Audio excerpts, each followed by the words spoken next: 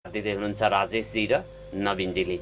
नागरिक सवालमा विविध विषयमा हामी दिनहुँ संवाद गर्ने गर्छौँ र आज मैले प्रहरी प्रमुखहरूसँग कुराकानी गर्दैछु। कैलाली प्रहरी प्रमुख एसपी प्रहरी उपरीक्षक दिलीप देउवासँग कुराकानी गर्नेछु भने त्यसपछि सुदूरपश्चिम प्रदेश प्रहरी प्रमुख प्रहरी नायब महानिरीक्षक डिआइजी उत्तम राज सुवेदीसँग कुराकानी गर्नेछु।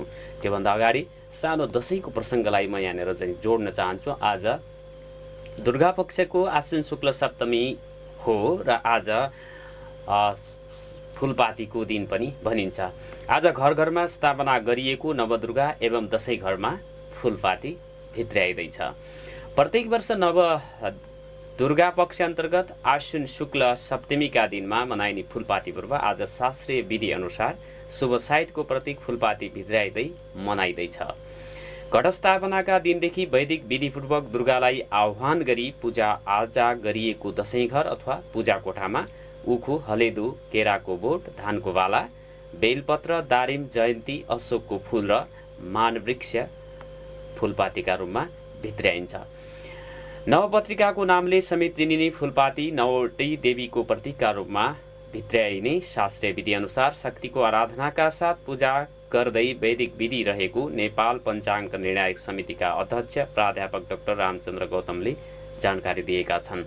केरामा ब्राह्मणी, दारिममा रक्त दन्तिका, धानमा लक्ष्मी, हलेदोमा दुर्गा, मानवृक्षमा चामुण्डा, उखुमा कालिका, बेलपत्रमा शिवा, अशोकमा शोकरहिता र जयन्तीमा कार्तिकी देवीको आह्वान गरी पूजा गरिन्छ। यी देवी नवदुर्गाका पार्षद तथा सहायक हुन् भनेर उनले भनेका छन्। देवीलाई बलियो बनाउन सहायक देवीको भूमिका हुने शास्त्रीय मान्यता छ। फुलपाती भित्र्याएपछि 9 देवीको विधिपूर्वक पूजा आराधना गरिन्छ। फुलपाती भित्र्याउनका लागि साइतको आवश्यकता नपर्ने धर्मशास्त्रमा बताइएको छ।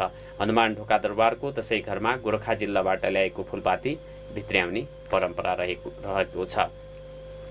गोरखाबाट धादिङ जिल्लाको जीवनपुरसम्म दशैं घरका पुजारी सहित मगर जातिका 6 जनाले ल्याउने र त्यहाँबाट काठमाडौँसम्म जमलसम्म यहाँबाट गएका ब्राह्मण जातिका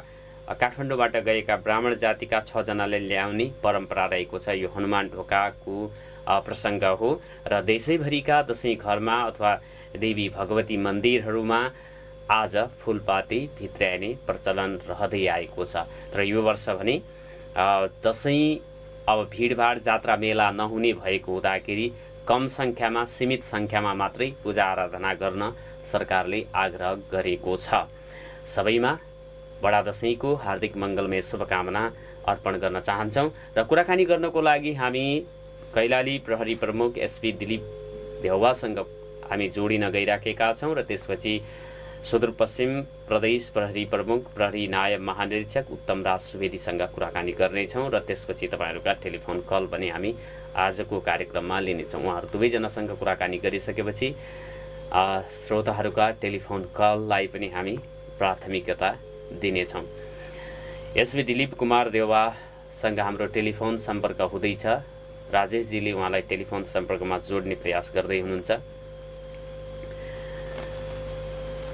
र यो विविध विषयमा हामी उहाँसँग कुराकानी गर्नेछौँ।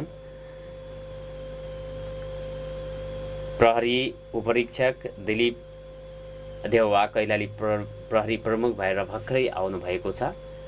उहाँलाई हामी टेलिफोन सम्पर्कमा जोड्ने प्रयास गर्दैछौँ र त्यसपछि प्रदेश प्रहरी प्रमुख प्रहरी नायब महानिरीक्षक डिआइजी उत्तम राज सुवेदीसँग कुराकानी गर्नेछौँ र त्यसपछि तपाईँहरूका टेलिफोन कलहरू पनि हामी लिने प्रयास गर्नेछौँ भनेर म जानकारी गराउन चाहन्छु। 091 410 216 यो हाम्रो स्टुडियोको टेलिफोन नम्बर रहेको छ। कार्यक्रममा उहाँहरू दुवैजनासँग कुराकानी गरिसकेपछि हामी श्रोताहरूका लागि टेलिफोन लाइन खुला राख्नेछौँ। यो मैले जानकारी दिएँ र नागरिक सवाल दिनहुँ दिनेश एफएम 93.8 मेगाहर्ज दिनेश खबरको फेसबुकमा पनि तपाईँहरूले हामीलाई सुन्न हेर्न सक्नुहुनेछ। मोबाइल एप्लिकेसन अनलाइनबाट पनि यहाँहरूले हामीलाई हेर्दै सुन्दै राख्नु भएको छ। पल पलको खबरको लागि दिनेश खबर हाम्रो अनलाइन संस्करण रहेको छ, त्यसलाई पनि यहाँहरूले हेर्न सक्नुहुनेछ।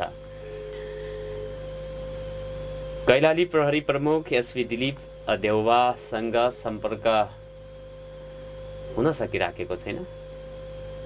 उहाँले टेलिफोन रिसिभ गरिराख्नु भएको छैन।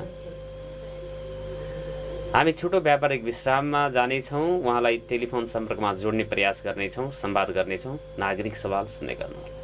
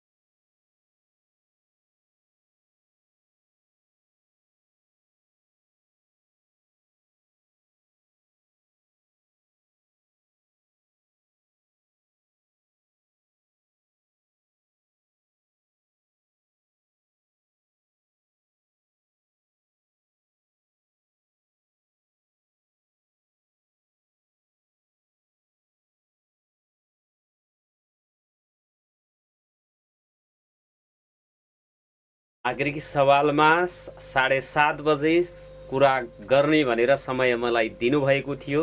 कैलाली प्रहरीका प्रमुख एसपी दिलीप देउवाले उहाँको फोन उठिराखेको छैन। 8 बजेपछि ठ्याक्कै 8 बजेपछि डिआइजी साहबसँग कुरा गर्ने तय भएको छ। उहाँले पनि समय दिइसक्नु भएको छ। त्योभन्दा अगाडि हामी पुनः चाहिँ दिलीप देउवा एसपी हुनुहुन्छ कैलालीको, उहाँसँग टेलिफोन गर्ने प्रयास गर्दैछौँ। फोन उठिराखेको छैन।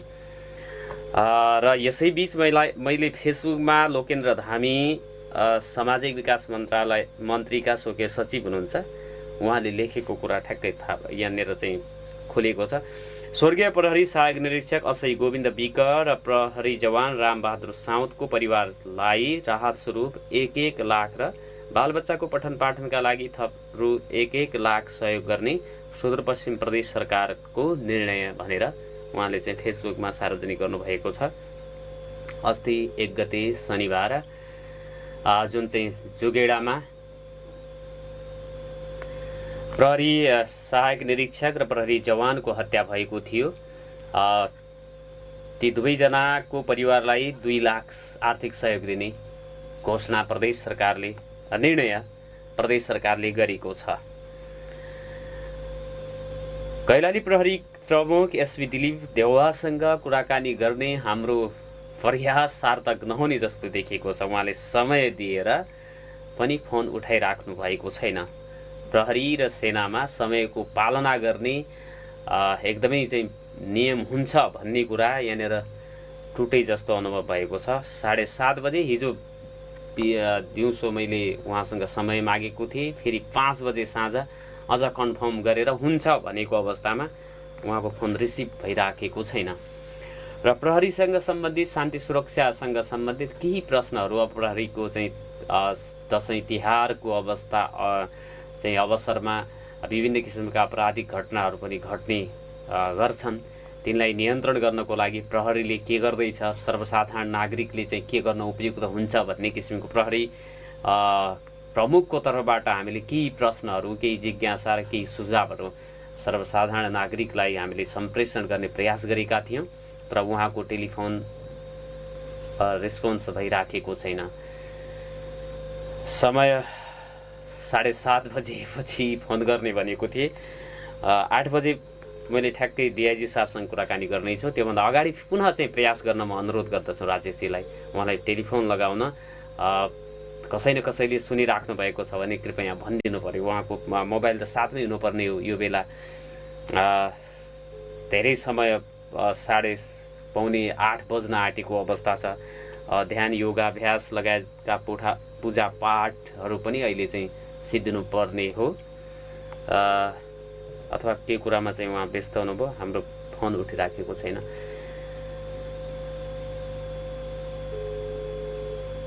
शान्ति सुरक्षाका विषयमा हामीले चाहिँ उहाँसँग कुराकानी गर्न खोजेको हो। पुनः अहिले काटिएको छ। उहाँलाई पुनः चाहिँ पटक पटक सम्पर्क गर्न खोज्दाखेरि अहिले चाहिँ टेलिफोन हाम्रो चाहिँ फोन काटिदिएको अवस्था छ। फेरि छोटो व्यापारिक विश्राममा जान्छौँ। 8 बजेभन्दा अगाडि डिआइजी साहबसँग कुराकानी गर्ने सुविधा हामीसँग छैन, किनभने हामीले फिक्स समय दिएका छौँ र उहाँले उपलब्ध गराउनु भएको छ। यो समय एसपी दिलीप देउवाको हो। तपाईँहरू विज्ञापन सुन्नुहोस्। आधुनिक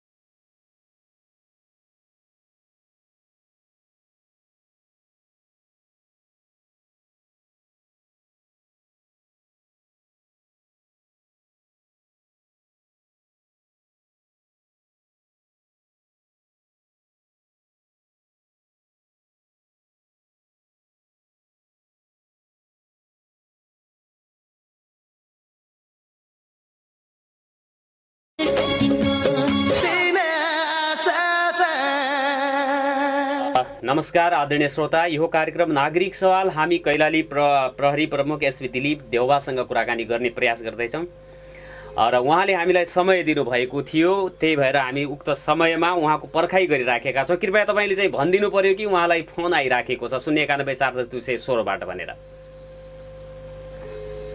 हजुर हजुर,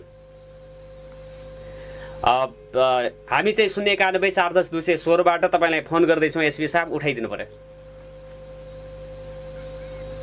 दिनेश एफएम 93.8 मेगाहर्जको नागरिक सवालबाट हिजो मैले तपाईँलाई 2 पटक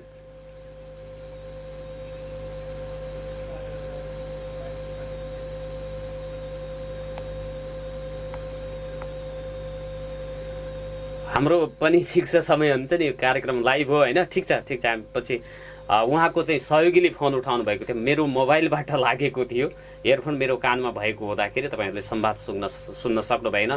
श्रोताहरूको लागि टेलिफोन खुला गरेको जानकारी गराउन चाहन्छु र 8 बजे म डिआइजी साहबसँग कुराकानी गर्नेछु। 091 410 216 तपाईँहरूले फोन कल गर्न सक्नुहुनेछ। जुनसुकै विषयमा पनि सुदूरपश्चिम प्रदेश सरकारले प्रहरी जवान र प्रहरी सहायक निरीक्षकको परिवारलाई चाहिँ 2 लाख सहयोग गर्ने भएको निर्णय चाहिँ सार्वजनिक भनेर चाहिँ आएको छ फेसबुकमा। भर्खरै यो चाहिँ निर्णय गरिएको छ। यसका साथै अन्य विषयहरूमा पनि तपाईँहरूले चाहिँ आफ्नो कुरा राख्न सक्नुहुनेछ, ताकि तपाईँहरूका प्रश्न मैले डिआइजी साहबलाई पनि राख्न सकौँ भनेर श्रोताहरूको टेलिफोन आएको छ। यहाँलाई नागरिक सवालमा हार्दिक स्वागत छ। नमस्कार, को बोल्दै हुनुहुन्छ, कहाँदेखि बोल्दै हुनुहुन्छ? बडा दशैंको हार्दिक मङ्गलमय शुभकामना छ। धन्यवाद। म वार्ड नम्बर 7 बनेराबाट राणा बोलेको। हजुर, यो दसैँ र छठको पर्वमा सुरक्षाको व्यवस्था कस्तो के रहेछ? त्यही त, सुरक्षा दसैँ तिहार लक्षित सुरक्षा योजनाको विषयमा कुराकानी गर्नको लागि मैले एसपी साहबको समय लिएको थिएँ। उहाँले चाहिँ अब कतै अन्त व्यस्त भएको जानकारी उहाँको सहयोगी मार्फत भर्खरै मैले प्राप्त गरेको छु। बाँकी कुरा अब डिआइजी साहबसँग चाहिँ मैले सोधौँला। तपाईँले भन्नुपर्ने केही थियो?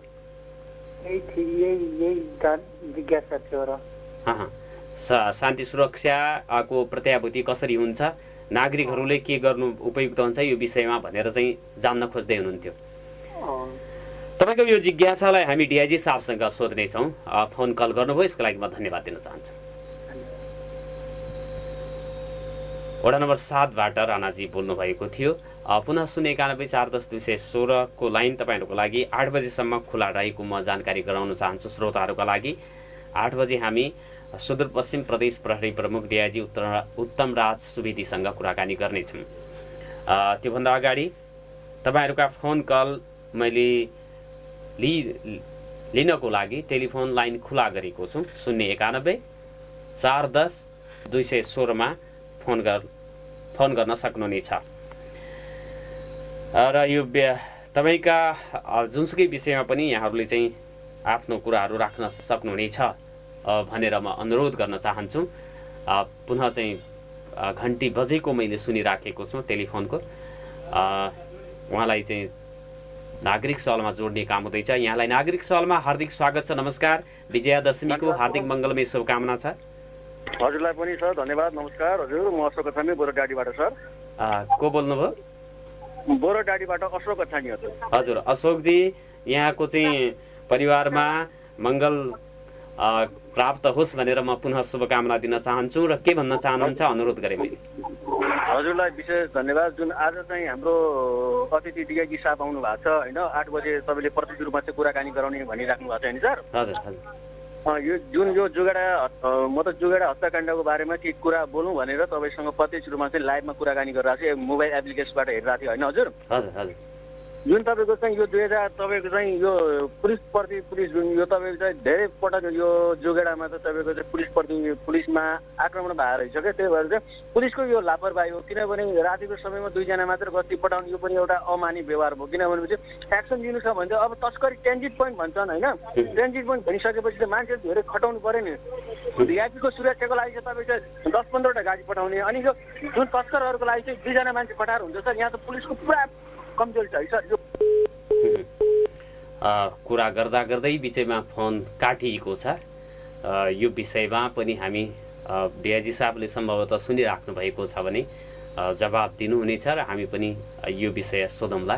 सँगसँगै चाडपर्वलक्षी सुरक्षाका कुराहरू पनि हामीले चाहिँ उहाँसँग गर्नेछौँ। नागरिकहरूले पनि आफ्नो जस्तो अब चाडपर्वको बेला कोरोना सङ्क्रमणको अवस्था छ, त्यसबाट बच्नको लागि, समुदायलाई बचाउनको लागि, त्यसपछि आफ्नो धनको घरको सुरक्षा होस् भन्नका लागि पनि विशेष सतर्कता अपनाउनु पर्ने हुन्छ। किनभने यो दसैँ र तिहारको बिचमा भेट गर्न जाने, घर छोडेर जाने गर्दाखेरि यो चाहिँ आपराधिक प्रवृत्ति भएका व्यक्तिहरूले यो चाहिँ यस्तो समयलाई सदुपयोग गरेर लुटपाट गर्ने, घर चाहिँ फोड्ने लगायतका क्रियाकलापहरू हुने गर्छन्। यसै गरी अहिलेको चाहिँ विशेष परिस्थितिमा कोरोना नफैलियोस् भन्नको लागि पनि नागरिक स्तरबाट सजगता अपनाउनु पर्ने अवस्था आएको छ।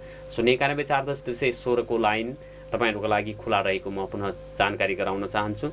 8 बजेपछि हामी डिआइजी साहबसँग कुराकानी गर्नेछौँ। त्योभन्दा अगाडि कैलाली प्रहरी प्रमुख एसपी दिलीप देवासँग हामीले कुराकानी गर्ने समय फिक्स गरेका थियौँ। 7:30 मा कल गर्नेछौँ भनेर हिजै हामी चाहिँ त्यही दिन अपरचट कसैसँग पनि कुराकानी गर्दैनौँ। समय चाहिँ फिक्स गरेर दिइसकेपछि हामीले चाहिँ गर्ने गरेका छौँ र अपरचट भनेको तपाईँहरूको फोन कलको मात्रै हामी अपेक्षा गर्दछौँ। 09140-216 मा फोन गर्न सक्नुहुनेछ भनेर पुनः म चाहिँ जानकारी गराउन चाहन्छु नागरिक सवालमा। र तपाईँका जिज्ञासाहरू जे छन् ती चाहिँ मैले राख्नेछु। यसै गरी कञ्चनपुरमा युवती मृत भेटिन् भनेर समाचार आएको छ।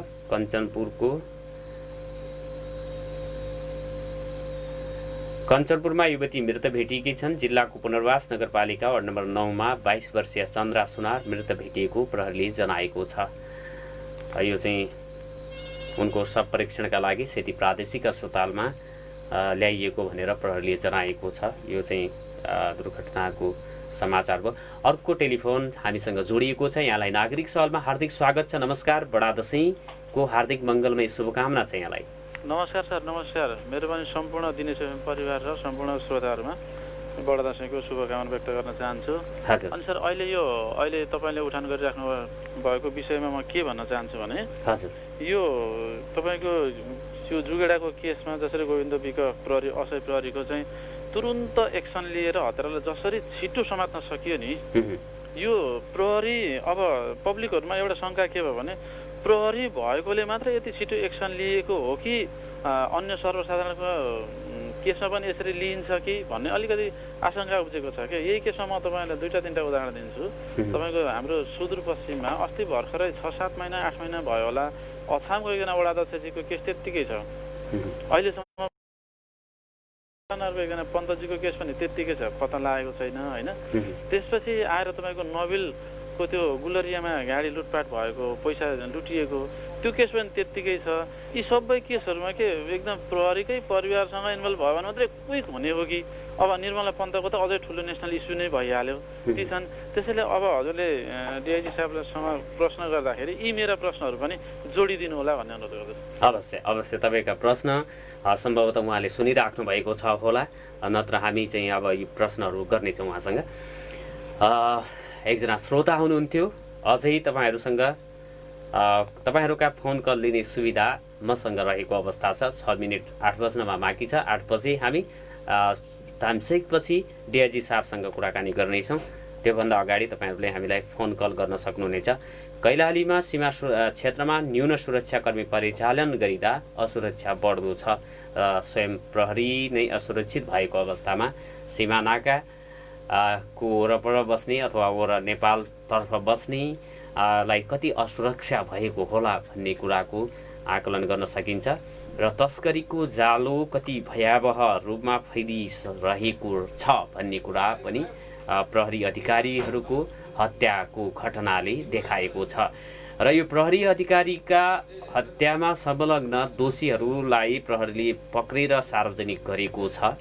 तर ती व्यक्तिहरूको हुलिया हेर्दाखेरि तिनीहरू केवल भरिया मात्रै तस्करीमा संलग्न भरिया जस्ता देखिन्छन्। कसको सामान कसका लागि उनीहरूले चाहिँ तस्करी गर्थे भन्ने कुरा खोज्नु प्रहरीका लागि यो चाहिँ एउटा जिम्मेवारी हो र यो चुनौती पनि हो र प्रहरी सङ्गठनले चाह्यो भने त्यो चाहिँ सामान ओसार पसार कसका लागि गर्थे भन्ने कुरासम्म पुग्न मजाले सक्छ भन्ने विश्वास छ नागरिकहरूमा। त्यो नागरिकहरूको विश्वास अथवा आशालाई प्रहरी सङ्गठनले मूर्त रूप दियोस् भन्ने चाहना अहिले रहेको छ र यस्ता तस्करीका घटनाहरू बारम्बार हुने गरेको क्षेत्रमा सुरक्षा निकायको न्यून उपस्थिति हुनुले पनि यो चाहिँ एउटा समस्या खडा गरेको छ। स्वयं प्रहरी अधिकारी नै असुरक्षित रहेको अवस्थामा यो तस्करी रोक्ने कुराहरू, नागरिकको धन जीव ज्यानको सुरक्षा गर्ने कुरा अझ चुनौतीपूर्ण हुन सक्छ र यसरी चाहिँ प्रहरी अधिकारीहरू वर्दीमै ड्युटीमै खटिएको अवस्थामा हत्या हुनुले यो चाहिँ निकै नै यो बर्बर घटना हो र यो चाहिँ गम्भीर घटना हो। प्रहरी सङ्गठनले अथवा राज्यले सीमा क्षेत्रमा प्रहरीको बलियो उपस्थितिका लागि प्रहरीको सङ्ख्या थप्ने, स्रोत साधन सम्पन्न प्रहरी चाहिँ चौकीहरू स्थापना गर्ने कार्य यदि गरिएन भने यी घटनाहरू अझै हुन सक्ने सम्भावना रहन्छ। योभन्दा अगाडि पनि पटक पटक त्यहाँ जुगेडाकै कुरा गर्ने हो भने जुन क्षेत्रमा चाहिँ जहाँ चाहिँ हत्या गरिएको छ त्यो क्षेत्रमा पटक पटक प्रहरी अधिकारीहरूमाथि कुटपिट भएको छ। योभन्दा अगाडि असोज महिनाकै सुरुतिर चाहिँ सशस्त्र प्रहरीका एकजना चाहिँ जवानको त्यहाँ हत्या भएको छ र त्योभन्दा अगाडि प्रत्येक वर्ष जसो प्रहरी अधिकारी त्यो क्षेत्रमा ड्युटीमा खटिनेहरूमाथि साङ्घातिक आक्रमणहरू भएका, कुटपिट भएका, मरणासन्न हुने गरी चाहिँ मर्यो भनेर छोडेका घटनाहरू चाहिँ हुँदै गरेका रहेछन् र ती घटनामा संलग्नहरूले अब विभिन्न तरिकाले छुट्दाखेरि उनीहरू चाहिँ कारबाहीको दायरामा नआउनाले गर्दाखेरि अपराध गर्नेहरूको मनोबल बढिराखेको अवस्था छ।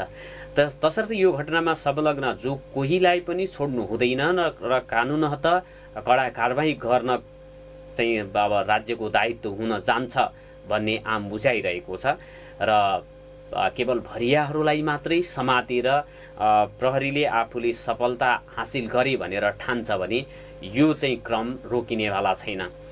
त्यो सामान मटर चाहिँ अथवा केराउ चाहिँ निकासी गर्न खोज्दाखेरि त्यस्तो भएको भन्ने चाहिँ समाचारहरूमा आएको छ र त्यो सामान कसको थियो भने नेपालबाट गएको सामान त कसै न कसै व्यापारी अथवा कसै न कसै व्यक्तिको त थियो होला नि। त्यो कसको थियो भनेर सार्वजनिक गर्ने, खोजीनीति गर्ने र तिनीहरूलाई पनि कारबाहीमा ल्याउने दायित्व अब प्रहरीको छ अथवा राज्यको छ अथवा सरकारको छ भनेर भन्न सकिन्छ। अब राज्यद्वारा परिचालित चाहिँ निकाय हो प्रहरी सङ्गठन र प्रहरी सङ्गठनले यो चाहिँ साहस देखाउनु पर्ने हुन्छ। यो एउटा प्रतीक्षाको विषय पनि हो। हामी टाइम चेकमा जान्छौँ र टाइम चेकपछि हामी सुदूरपश्चिम प्रहरी प्रमुख प्रहरी नायब महानिरीक्षक डिआइजी उत्तम राज सुवेदीसँग कुराकानी गर्नेछौँ। नागरिक सवाल सुन्दै गर्नुहोला। दाजु ए भाइ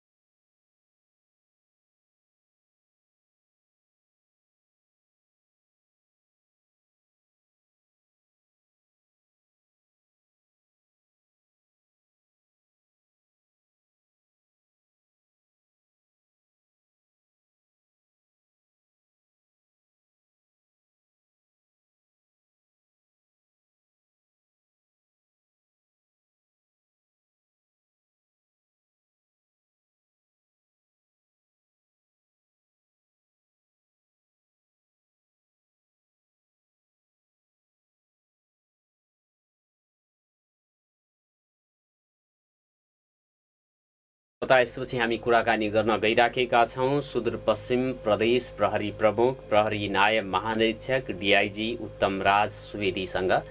उहाँलाई राजेशजीले टेलिफोनमा जोड्दै हुनुहुन्छ र उहाँले फोन उठाउनु हुनेछ।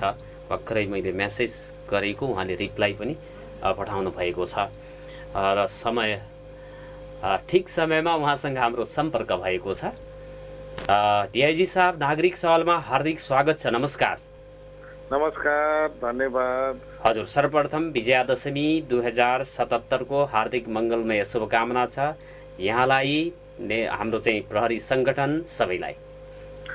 धन्यवाद। म पनि अहिले तपाईँ मार्फत चाहिँ सम्पूर्ण एफएम परिवारलाई लगायत सम्पूर्ण सुदूरपश्चिमवासी दाजुभाइ दिदीबहिनीलाई पनि बडा दशैंको उपलक्ष्यमा हार्दिक मङ्गलमय शुभकामना व्यक्त गर्न चाहन्छु। धन्यवाद।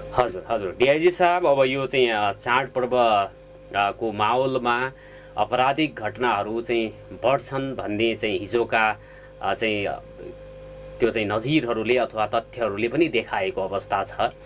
तसर्थ यो चाहिँ चाडपर्व लक्षित चाहिँ सुरक्षाको हिसाबले यहाँहरूको चाहिँ सुरक्षाको तयारी के कस्तो रहेको छ? नेपाल प्रहरीले गर्ने कुराहरू एकातिर छ भने के गर्दैछ त्यो पनि यहाँले चाहिँ अवगत गराइदिनु पर्यो। अर्कोतर्फ अब नागरिकहरूले पनि यो बिचमा चाहिँ सजगता अपनाउनु पर्ने कुराहरू पनि निर्दिष्ट गरिदिनु पर्यो र कोरोनाको चाहिँ विशेष परिस्थितिले गर्दाखेरि अझ संवेदनशील हुनुपर्ने अवस्थामा प्रहरी सङ्गठन के कसरी चाहिँ मोबिलाइज भइराखेको छ प्रदेशभरि?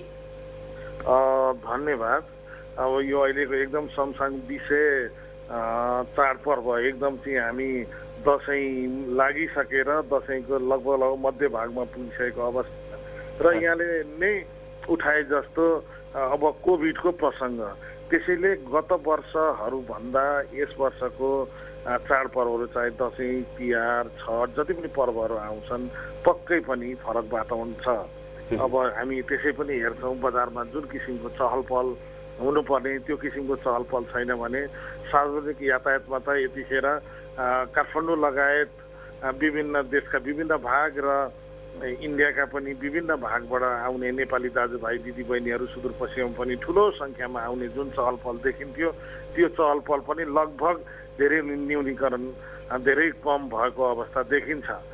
तर यति भन्दै गर्दाखेरि चाडपर्वमा अबको क्रममा अब घरमै होस् अथवा चाहिँ आफ्नो परिवारमा होस् चाडपर्व मनाउन त सबैलाई मन लाग्छ, सबैले मनाइराख्नु भएको छ र नेपाल प्रहरीले सधैँ अरू बेला त शान्ति सुरक्षाको व्यवस्थालाई नर्मल बनाउने नै छ, चाडपर्वको व्यवस्थामा अझ सर्वसाधारण चाहिँ ढुक्कसँगले चाहिँ ट्राभल गर्न सक्नुहोस्, ढुक्कसँगले चाहिँ आफन्तसँग भेटघाट गर्न सक्नुहोस्, ढुक्कसँगले चाहिँ चाडपर्व बिना चिन्ता चाहिँ मनाउन सक्नुहोस् भन्ने कुरालाई मध्यनजर राखेर चाडपर्व लक्षित सुरक्षा योजना बनाउने गरिएको छ र त्यसको निरन्तरता यसपटक पनि छ र त्यसमा अझ अहिलेको फरक परिस्थिति चाहिँ कस्तो भने अब यहाँले अघि भन्नुभयो जस्तै कोभिडको प्रसङ्गमा पहिलो कुरा त अब सुरक्षा प्रदान गर्ने सुरक्षाकर्मी आफै सुरक्षित हुनु पर्यो।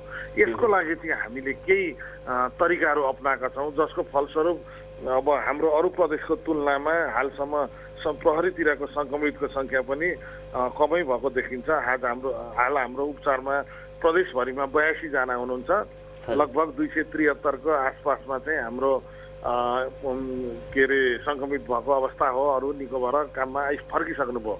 यसै प्रसङ्गमा हामीले के गरेका छौँ भने जब ड्युटीको लागि चाहिँ ब्यारेकबाट अफिसबाट बाहिर गएको टोलीहरू हुन्छ त्यो टोलीहरू चाहिँ फर्केर आउँदाखेरि स्वास्थ्य सम्बन्धी एक त ड्युटीको क्रममा पनि अलिक स्वास्थ्यका उपायहरू अप्नाउने र फर्केर आएपछि पनि आफूलाई सेनिटाइज गर्ने, हात धुने, अरू कुरा गर्ने, आफ्नो ब्यारेकमा पनि अब सोसियल डिस्टेन्सहरू मेन्टेन गर्ने एकातर्फ त्यो गरेका छौँ भने कसैलाई चाहिँ अलिकति शङ्का लागेको छ, कोही लामो ड्युटीबाट आयो अथवा चाहिँ कोही लामो गस्ती 2-4 दिन 10 दिनको गस्तीमा गएर आयो अथवा चाहिँ कोही छुट्टीबाट चाहिँ आएको अवस्था छ अथवा नयाँ हाजिरो नआएको छ भने चाहिँ अनिवार्य रूपमा चाहिँ छुट्टै क्वारेन्टिनमा राख्ने व्यवस्था मिलाएको हुनाले अहिले सङ्क्रमितको अरू प्रदेशमा भन्दा कम भएको।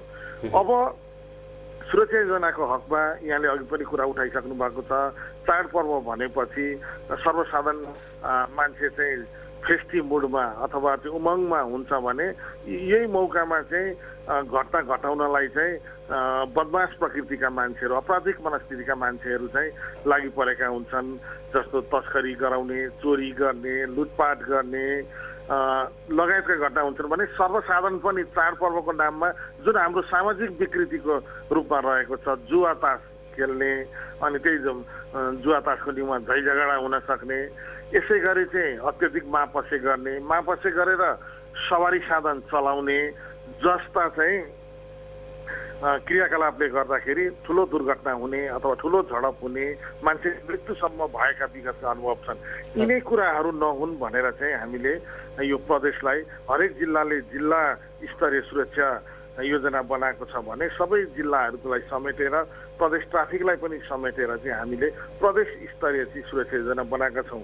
र यी जुन चुनौतीहरू चाहिँ देखिने हुन् तिनै चुनौतीलाई गरेर अब ट्राभल गर्दाखेरि सर्वसाधारणलाई चाहिँ हैरानी नहोस्, भाडामा नठगिउन् भनेर हामीले विभिन्न ठाउँमा ट्राफिक साइडको 40 स्थानमा चाहिँ यो हेल्प डेस्कहरू राखेका छौँ र कोभिडलाई मध्यनजर राखेर ती स्थानहरूमा चाहिँ अब मास्क लगाउने, सेनिटाइज गराउने र कोही मास्क नभएको छ भने स्थानीय सरकारसँग, स्थानीय जनप्रतिनिधिज्यूहरूसँग समन्वय गरेर कतिपय ठाउँमा मास्क वितरण गर्ने कार्यहरू पनि गरिरहेछौँ।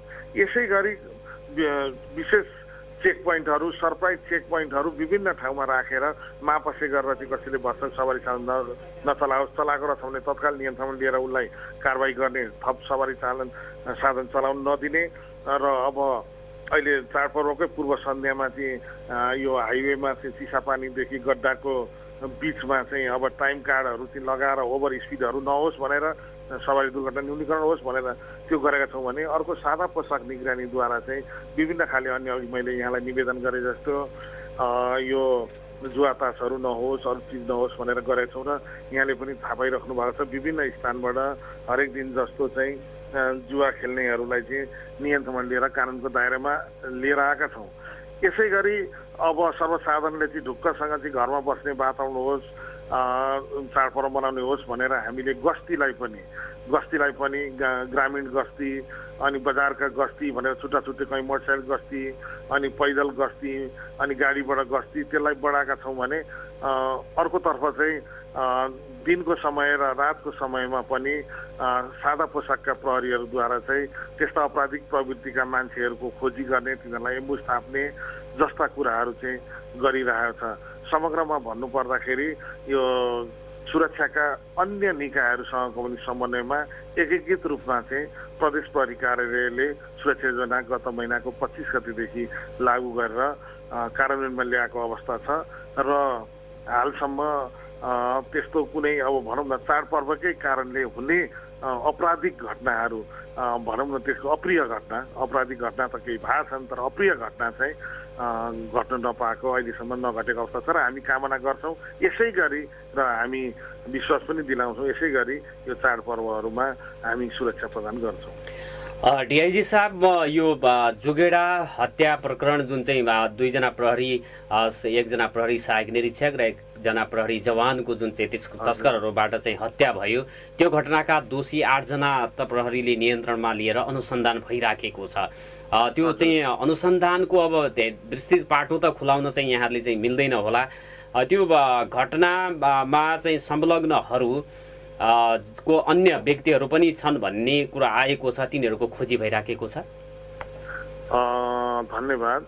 अब एउटा यो दसैँको कारणले सिर्जित अपराध चाडपर्वको कारणले त होइन, तर एउटा जघन्य किसिमको चाहिँ अपराध चाहिँ भएको छ र तत्काल अब त्यो घटना घट्नासाथ अब हामी लगभग भनौँ न मेरै नेतृत्वमा चाहिँ अनुसन्धान खोजी गर्ने टोली सबै काम विभाजन गरेर यसका चाहिँ दोषीहरूलाई कानुनको दायरामा चाहिँ ल्याउनलाई चाहिँ फिल्डमा खट्यौँ र चाहिँ हाम्रो एउटा टिमवर्कले गर्दा सबै अधिकृत जवानदेखि लिएर सबैको टिमवर्कले गर्दा अनि सर्वसाधारण अब यहाँ जस्तो मिडियाकर्मी यस्तै चाहिँ नागरिक समाज सबैको सहयोगमा हामीले चाहिँ यो केसलाई चाहिँ तुरुन्तै पर्दाफास गर्ने र तुरुन्तै अनुसन्धान गरेर दोषीलाई चाहिँ कानुनको दायरामा ल्याइसकेको अवस्था छ। जहाँसम्म अब यहाँले कुरा उठाउनु भएको अब नियन्त्रणमा लिएका मान्छेहरूको अपराध पुष्टि भइसकेको अवस्थामा निजहरूबाट थप अनुसन्धान गरेर घटनामा अन्य संलग्न छन् कि छैनन्, भएको को हुन् र घटनाको अन्तरङ्ग वस्तु यसको सिर्जना कसरी भयो, के भयो भन्ने लगायतका कुराहरूको चाहिँ हामी विस्तृत अनुसन्धान गरिरहेका छौँ र दसैँको लगत्तै पछाडि चाहिँ हामी यो दसैँमा पनि अहोरात्र यसको अनुसन्धान प्रक्रियालाई चाहिँ अगाडि बढाएर एउटा क्लियर पिक्चर, एक्ज्याक्ट सङ्ख्या कति थियो, कुन किसिमले चाहिँ यो भएको थियो, यसको कारक तत्त्व के थियो भन्ने कुराहरू चाहिँ यहाँहरू समक्ष सार्वजनिक गरेछौँ। यति भन्दै गर्दा मैले के चाहिँ भन्छु भने अपराधसँग सम्बन्धित सबुत प्रमाणहरू चाहिँ सम्पूर्ण हामीले सङ्कलन गरिसकेका छौँ। जस्तो अपराधमा प्रयोग भएका घरेलु हतियारहरू बरामद गर्ने, अपराधमा प्रयोग भएका अन्य चिजवस्तुहरू बरामद गर्नेदेखि लिएर टेक्निकल्ली चाहिँ कि अभियुक्तहरूको चाहिँ त्यो एरियामा त्यो समयमा चाहिँ उपस्थितिका कुराहरूदेखि लिएर अन्य यो अपराधका सबुत प्रमाणहरूलाई चाहिँ हामीले सफलतापूर्वक सबै रिकभरी गरिसकेको अवस्था भएकोले यसको अनुसन्धानको अनुसन्धानको पाटो सकेर हामी अन्तिम अवस्थामा छौँ। यसलाई पनि हामी यो दसैँमा खटिएर त्यसलाई तार्किक निष्कर्षमा पुर्याएर हामी सार्वजनिक गर्छौँ। डिआइजी साहब, यो चाहिँ सर्वसाधारणको बुझाइ अब प्रश्न पनि के रहेको छ भने जुन चाहिँ अब ती तस्कर भनेर जसलाई प्रहरीले नियन्त्रणमा लिएको छ तिनीहरूको चाहिँ अब हुलियाहरू हेर्दाखेरि ती आफैमा व्यापारी चाहिँ अथवा त्यो चाहिँ कारोबारमा संलग्न नभएर भरियाको रूपमा प्रयोग भएका हुन्। केराउ कसले खरिद गरेर कसले चाहिँ पठाउँथ्यो भन्ने कुरा त त्यो अब त्यो ठुलो गिरोह हुनसक्छ, त्यहाँसम्म प्रहरी चाहिँ पुग्छ।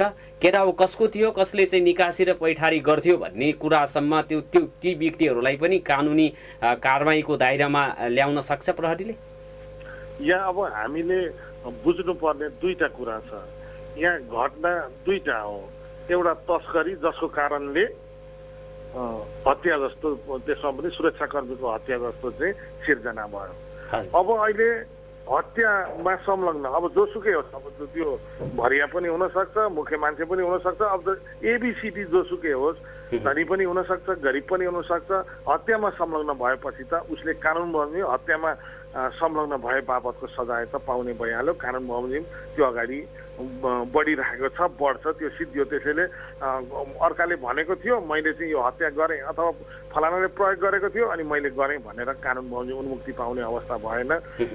त्यो अनुसारको कारबाही हदैसम्मको कारबाहीको लागि हामी सम्मानित अदालतमा प्रस्तुत गर्छौँ। जहाँसम्म यहाँले उठाउनु भएको जुन प्रश्न छ अर्को पाटो भनेको तस्करीको पाटो हो। हामीले संस्थागत रूपमा चाहिँ हुने यहाँ तस्करीहरू, अर्गनाइज रूपमा हुने तस्करीहरूलाई नियन्त्रण गर्ने क्रम चाहिँ स्ट्रिक्टली चाहिँ हामीले 0 टलरेन्स राखेर गरेकै कारणले यसमा समूह तस्करहरूले यस्तो बाटो कुबाटो अथवा प्रहरीको आँखा छल्ने प्रयास गर्ने अथवा चाहिँ गलत तत्त्वहरूलाई प्रयोग गर्ने गरेको अवस्था हो। र अब यसमा तस्करीमा संलग्न मान्छेहरूलाई यो घटनासँग जोडेर प्रचलित कानुन बमोजिम, अब कानुनभन्दा बाहिर रहेर त प्रहरीले केही गर्न सक्दैन। मैले अहिले यहाँलाई निवेदन गरेर सर्वसाधारणलाई चाहिँ मैले यसो गर्छु र उसो गर्छु भन्ने कुरा होइन। तर यति कुरा चाहिँ म के विश्वास दिलाउन चाहन्छु भने यसमा संलग्नहरूलाई कानुनले मैले सकेसम्म मेरो टोलीले अथवा चाहिँ हाम्रो टोलीले हदैसम्मको सजाय र हदैसम्म चाहिँ हामीको त्यो अनुसन्धानको दायरालाई बाहिर बढाएर हामीले अनुसन्धान गर्छौँ र निष्कर्षमा पुर्याउँछौँ कानुनको परिधिभित्र रहेर। हजुर डिआइजी साहब, जस्तो प्रहरी सहायक निरीक्षक गोविन्द विकले ममाथि चाहिँ सुरक्षा थ्रेट चाहिँ छ यो क्षेत्रमा भन्ने चाहिँ कुराहरू सम्बन्धित अधिकारी आफूभन्दा माथिल्लो अधिकारीहरूलाई भनेको भन्ने कुराहरू पनि बाहिर आएको छ। त्यो भनिसकेपछि प्रहरी कार्यालयमै गएर उहाँलाई चाहिँ थर्काउने कामहरू, डराउने काम, धम्की दिने काम भइराख्दाखेरि पनि यो चाहिँ माथिल्लो निकायको चाहिँ त्यो ध्यानाकर्षण नभएर यो घटना घट्यो। यहाँ त चाहिँ प्रहरीको पनि जिम्मेवारी छ। यो घटना घट्नुमा थोरै जनशक्ति, स्रोत साधन छैन, सुरक्षा थ्रेट छ भनिराख्दाखेरि पनि चाहिँ त्यो चाहिँ कुरालाई ध्यान नदिनु का पछाडि त प्रहरीको पनि कैलाली प्रहरीको पनि कमजोरी छ भन्ने कुराहरू आएको छ नि। यसलाई चाहिँ अब यो कुरालाई पनि त अब जनशक्ति यो कमजोरीलाई स्वीकार्नुहुन्छ कि हुन्न? त्यसपछि अब भोलिका दिनमा त्यो क्षेत्रको संवेदनशीलता लाई ध्यानमा राखेर त्यहाँ चाहिँ कस्तो किसिमको चाहिँ प्रहरी संयन्त्र परिचालित हुन्छ, स्रोत साधनबाट सम्पन्न हुन्छन् कि हुँदैनन् कि, या अस्तिको जस्तै घटना फेरि चाहिँ दोहोरिने यस्ता घटना त पटक पटक चाहिँ भइराखेको रहेछ नि। यो त जानकारीमा थियो र यो चाहिँ यो संवेदनशील क्षेत्रमा प्रहरीको ध्यान किन चाहिँ जान सकिन भन्ने प्रश्न पनि हो नि। होइन, यो पक्कै पनि म यहाँको यो कुरासँग सहमत छैन। अब सिम्पल हेरौँ, अब धेरै कुरा, अब हाम्रो अब कर्तव्य पालनको सिलसिलामा उहाँहरू गइसक्नु भएको छ र अब कार्यालय प्रमुखको हैसियतमा उहाँले थ्रेट महसुस गर्नुभएको थियो, रिपोर्ट गर्नुभएको थियो भन्ने कुरामा चाहिँ किन सहमत हुन सकिँदैन भने यदि उहाँले त्यस्तो थ्रेट महसुस गरेको भए आफ्नो चौकीमा त जनशक्ति त थियो, त्यो जनशक्तिलाई पनि उहाँले परिचालन गर्नुहुन्थ्यो। त्यसैले त्यो अवस्था आउँछ भन्ने पूर्वानुमान कमान्डरले गरेको अवस्था होइन, मतलब रिपोर्ट गरेको अवस्था होइन, अनुभूति गरेको अवस्था पनि होइन। अब जहाँसम्म अर्को यहाँको प्रश्न छ त्यो एरियामा चाहिँ यहाँहरूको परिचालनको अवस्था के छ भन्ने कुरा कहिलेकाहीँ अब लेसन लर्न पनि गर्नुपर्छ। अब यो भनौँ न यस्ता घटनाबाट अब हामीलाई पनि के अनुभूति भयो भने ती ठाउँहरूमा चाहिँ अझ हाम्रो स्ट्रेन्थलाई चाहिँ मजबुत बनाउनु पर्ने रहेछ भन्ने चाहिँ पक्कै पनि हामीलाई अनुभूति भएको छ। त्यो कुरा म स्वीकार पनि गर्छु। तर यहाँले भनेको त्यो कुरा रिपोर्ट गरेर यहाँ चाहिँ मलाई थ्रेट छ यसो भनेर रिपोर्ट गरेर अनि त्यसपछि चाहिँ जिल्ला प्रहरी कार्यालयहरूले कैलाली प्रहरीले वास्ता नगरेको अवस्था चाहिँ मेरो अनुसन्धानबाट देखिएको छैन। र योभन्दा अगाडि पनि पटक पटक त्यहाँ त्यस्तो घटना हुँदाखेरि ती घटनामा संलग्नहरूले चाहिँ सजिलै उन्मुक्ति पाउँदाखेरिको परिणति यो हो भन्ने कुरामा सहमत हुनुहुन्छ कि हुनुहुन्न? अब त कडा कारबाही चाहिँ ल्याउनु पर्ला नि सबैलाई, जो अहिले नसमातिएकाहरूलाई पनि त प्रहरीले खोज्नु पर्यो नि, होइन? होइन, अलमोस्ट यसमा त समातिसकेको अवस्था हो र केही बाँकीहरूलाई पनि त कुनै पनि उन्मुक्ति पाउने त सम्भावनै छैन। अब कानुनले नै अब उन्मुक्ति सबुत प्रमाण सम्पूर्ण आएको हुनाले हामी 100% विश्वस्त छौँ कि कसैले उन्मुक्ति पाउन सक्ने अवस्था छैन। र जहाँसम्म लाग्छ विगतका मान्छेहरूले चाहिँ उन्मुक्ति पाए के गरे भन्ने कुराको सम्बन्धमा चाहिँ मैले खासै अब विगतमा कसले उन्मुक्ति पाए भनेर त मैले हेर्न पाएको छैन। यही केसमा म कन्सन्ट्रेट छु। तर यहाँले यति कुरा भनिसकेपछि विगतको त्यस्ता कोही अपराधमा संलग्न भएर चाहिँ फरार रहेका अथवा चाहिँ प्रहरीको नजरमा नपरेका रहेछन् भने हामीले त फरार अभियुक्तहरू पक्राउको चाहिँ विशेष अभियानै सञ्चालन गरेर प्रदेशभरिमा हेर्ने हो भने विगत 6 महिनामा हामीले करिब 500 फरार अभियुक्तहरूलाई चाहिँ कानुनको दायरामा ल्याइसकेको अवस्था भएको हुनाले त्यहाँ त्यस्ता रहेछन् भने तिनीहरू पनि कानुनको दायरामा आउँछन्। यसमा म विश्वस्त दिलाउन पनि चाहन्छु। र जुन चाहिँ अब तस्करका कारणले गर्दाखेरि उत्प्रेषकको रूपमा त तस्करहरू भए नि, त्यो घटना घट्नुको पछाडिको चाहिँ हात त तस्करहरूको रहेको छ। अब त्यो तस्करी गर्ने चाहिँ व्यक्ति अथवा समूह को थियो भन्ने कुरा पनि सँगसँगै खोज्नुपर्छ होला नि, खोज्दैछ प्रहरीले? होइन, यहाँलाई मैले पहिले नै निवेदन गरेँ, यो हत्याको अनुसन्धानको त अलमोस्ट सकिसकेको छ र हत्या यो कारण के हो भनेको त्यो कारण र कारक तत्त्वहरूको बारेमा हामी खोजिरहेछौँ, त्यसको अनुसन्धान भइरहेछ। ल्याउनुहुन्छ बाहिर? होइन, अब उहाँहरूलाई उदानको पार्नुहुन्छ, सार्वजनिक गर्नुहुन्छ? होइन, मैले यहाँलाई अघि पनि निवेदन गरेँ, प्रहरीले मैले भने न यो घटनामा प्रचलित कानुन बमोजिम गर्नुपर्ने कुनै काम पनि कसर बाँकी रहेन। प्रहरी नेपालको प्रहरीले हरेक कुराको अनुसन्धान गर्न सबै कुराहरू चाहिँ जमिन भित्र अथवा पानी मुनि लुकेको कुरालाई पनि ल्याउन सक्ने क्षमता राख्छ। तर उसले कहीँ न कहीँ अब नचाह्यो भने चाहिँ आउँदैन, नत्र त्यो तस्करमा चाहिँ कसको चाहिँ त्यो सामान थियो, सामान कसले ओसार पसार गराउँथे त्यहाँसम्म मजाले पुग्न सक्छ, त्यो अब ल्याउनु पर्छ भनेर चाहिँ हेरिराखेको अवस्था चाहिँ हो। अब त्यसमा तपाईँहरूले अब तपाईँहरूको अनुसन्धानले अब केही समय लाग्छ होला, ल्याउनु सक्नुभयो भने त्यो चाहिँ तपाईँहरूको सफलताको रूपमा हेरिनेछ। यदि ल्याउनु भएन भने फेरि यसलाई ढाकछोप गर्ने कुरामा प्रहरी स्वयं चाहिँ लाग्यो भन्ने सन्देश जान्छ नि फेरि। होइन, यस्तो गलत कुराको शङ्का पनि गर्नु हुँदैन। हेर्नुहोस्, शङ्का गऱ्यो भने आफै प्रति पनि शङ्का हुन्छ। पहिलो नम्बर त प्रहरीले प्रमाणित गराइदिएको छ नि त, अनुसन्धानमा चाहिँ नेपाल प्रहरीले के गर्दो रहेछ भनेर त घटनाको 72 घण्टा नबित्दै अभियुक्तहरूलाई त सार्वजनिक गर्न सफल भएको छ नि त। यो सफलता होइन, त्यसैले धेरै शङ्का गर्नै हुँदैन। हामी विश्वस्त छौँ, गर्छौँ। मैले यहाँलाई निवेदन गरिहालेँ, कन्फिडेन्टली हामी प्रचलित कानुनको परिधि रहेर यहाँ जो जसको संलग्नता भए पनि कानुन विपरीत पुलिसले कहिले पनि काम गर्दैन, गर्नु हुँदैन। कहीँ त्यस्ता गर्छ भने त्यस्तालाई पनि कारबाही हुन्छ। तर कानुन बमोजिम हुने काम गर्दैन भने त्यो पनि नालायक हो, त्यसले गर्नै पर्छ, त्यो बाध्यता छ। र यो केसमा पनि प्रहरीले अनुसन्धानको सम्पूर्ण पाठहरू गरेर अदालतमा बुझाउँछ।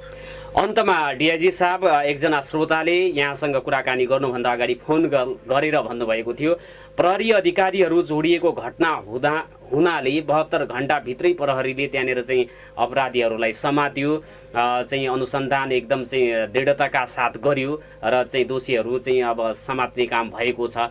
यी कुराहरू चाहिँ सर्वसाधारणको हकमा लागू चाहिँ अब 1-2वटा घटना जस्तो निर्मला लगायतको केही घटनाहरू उहाँले चाहिँ भन्नुभएको थियो। एकजना पन्त तारानगरको चाहिँ पन्तजीको हत्या भयो, उहाँ चाहिँ लाई कसले हत्या गर्यो भन्ने कुरा अहिलेसम्म प्रहरीले पत्ता लगाउन सकिराखेको छैन। ती घटना 2-3वटा घटना चाहिँ भन्दै हुनुहुन्थ्यो उहाँले। अब सर्वसाधारणको हकमा पनि नेपाल प्रहरीले यत्तिकै किसिमको चाहिँ एउटा सक्षमता देखाउनुपर्छ भन्ने आग्रह चाहिँ उहाँको थियो। के भन्न चाहनुहुन्छ? धन्यवाद। उहाँ श्रोतालाई म धन्यवाद पनि दिन चाहन्छु। उहाँले चाहिँ प्रहरी कार्यमा चासो पनि राखिदिनु भयो र उहाँले आफ्नो मनमा लागेको जिज्ञासा चाहिँ मसम्म चाहिँ यहाँको एफएम मार्फत यहाँ मार्फत मलाई चाहिँ दिनुभयो। त्यसको लागि म उहाँलाई धन्यवाद पनि दिन चाहन्छु। र म के निवेदन गर्न चाहन्छु भने प्रहरीले हरेक केसलाई उत्तिकै महत्त्व दिएर चाहिँ अनुसन्धान गर्ने प्रयास गरेको हुन्छ।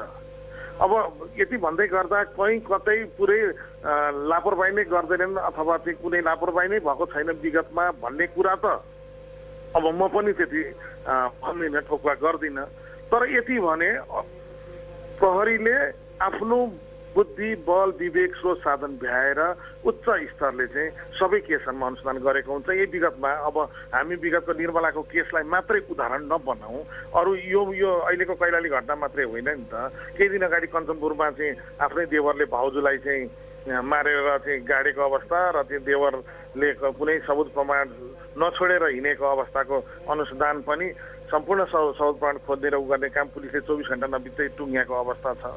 यसै गरी बझाङ केसहरू जसमा चाहिँ स्थानीय के अरे सङ्घ संस्था मिडिया स्थानीयवासीहरूको सहयोगमा प्रहरीले तत्कालै बझाङ काण्डमा चाहिँ अनुसन्धान गरेर चाहिँ दोषीलाई कानुनको दायरामा ल्याइसकेको अवस्था छ।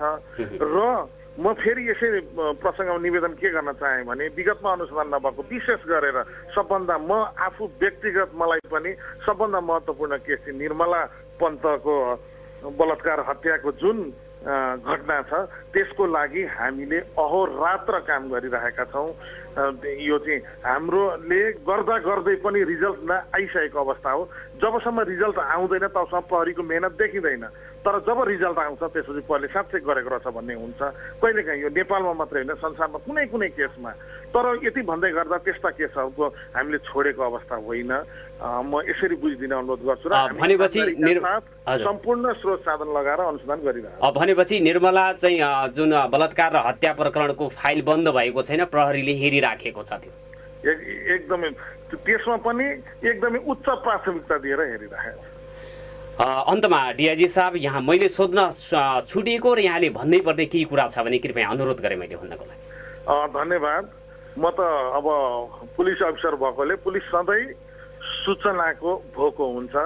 यदि कसैले, म यहाँको मिडिया मार्फत विशेष अनुरोध गर्न चाहन्छु, यदि कसैले सर्वसाधारणले कहीँ अपराध हुन लागेको, भइरहेको अथवा भइसकेको अथवा कुनै ठाउँमा कुनै सङ्कित चिज वस्तुहरू चाहिँ देख्नुहुन्छ भने तत्काल 100मा फोन गर्ने बानी बसालौँ र यो कुरा चाहिँ आफन्त घर परिवार आफ्ना केटाकेटी सबैलाई सिकाउने बानी गरौँ, जसले गर्दा सूचना पाउन साथ प्रहरी चाहिँ घटनास्थलमा पुगेर तत्काल अनुसन्धान प्रक्रिया र दोषीलाई नियन्त्रणमा लिन सफल हुन्छ। एउटा म यो अनुरोध गर्न चाहेँ। म फेरि दोहोऱ्याएँ, 100मा सूचना दिने बानी गरौँ। दोस्रो कुरा चाहिँ यो महान चाडपर्व चलिरहेको छ। चाडपर्व दसैँ तिहार छठ लगायत सम्पूर्ण चाडपर्वको उपलक्ष्यमा सम्पूर्ण सुदूरपश्चिम प्रदेश वासी दाजुभाइ दिदीबहिनीहरूमा चाहिँ म प्रदेश प्रहरी प्रमुखको हैसियतले र सम्पूर्ण प्रहरी परिवारको प्रदेश यो सुदूरपश्चिम प्रदेशको तर्फबाट म चाहिँ हार्दिक मङ्गलमय शुभकामना व्यक्त गर्न चाहन्छु। धन्यवाद। धन्यवाद डिआइजी साहब, धन्यवाद समयका लागि। आदरणीय श्रोता, उहाँ हुनुहुन्थ्यो सुदूरपश्चिम प्रदेश प्रहरी प्रमुख प्रहरी नायब महानिरीक्षक डिआइजी उत्तम राज सुवेदी। उहाँसँग हामीले कुराकानी गऱ्यौँ र त्योभन्दा अगाडि कैलाली प्रहरी प्रमुख एसपी दिलीप देउवासँग कुराकानी गर्ने तय भएको थियो, तर उहाँले हाम्रो टेलिफोन रिसिभ गर्नु भएन र कुराकानी गर्न सकिएन। केही श्रोताहरूका टेलिफोन आएका थिए, उहाँहरूका चाहिँ जिज्ञासाहरूलाई पनि मैले समेटेर प्रश्न सोध्ने प्रयास गरेको छु र आगामी दिनहरूमा हामी तपाईँहरूका जिज्ञासाहरू सोध्ने चाहिँ माध्यम बनिरहनेछौँ।